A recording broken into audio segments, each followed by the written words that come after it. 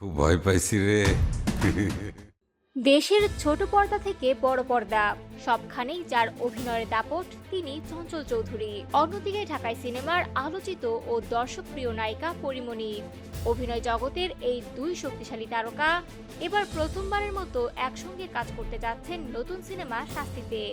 আর এই খবরেই ইতোমধ্যে দর্শক মহলে তৈরি হয়েছে বাড়তি আগ্রহ।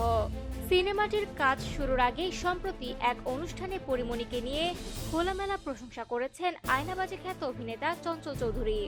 তিনি বলেন, স্ক্রিনে পরীমণির যে উপস্থিতি দর্শক প্রথম দেখাতেই মুগ্ধ হয়ে যায়, এটা ওর বড় শক্তি। তবে শুধু সৌন্দর্য নয়, অভিনয়ের দিক থেকেও ওর অনেক সম্ভাবনা আছে। নির্মাতাদের উচিত ওর অভিনয় দক্ষতাকে আরো গভীরভাবে কাজে লাগানো। আমার মনে হয় পরীমণিকে নতুনভাবে এক্সপ্লোর করার অনেক সুযোগ রয়েছে। চঞ্চলের এই বক্তব্য স্পষ্ট, পরীমণিকে কেবল গ্ল্যামার নয়, একজন অভিনেত্রী হিসেবেই তিনি যথেষ্ট গুরুত্ব দিচ্ছেন। এদিকে অনুষ্ঠান শেষে ক্যামেরার বাইরে দুই তারকার কিছু মজার মুহূর্ত শেয়ার করেন পরীমণি। হাস্যোজ্জ্বল কণ্ঠে তিনি বলেন, ভাইয়া পাশে থাকলে আমি কি বলবো সেটাই বুঝে পাই না।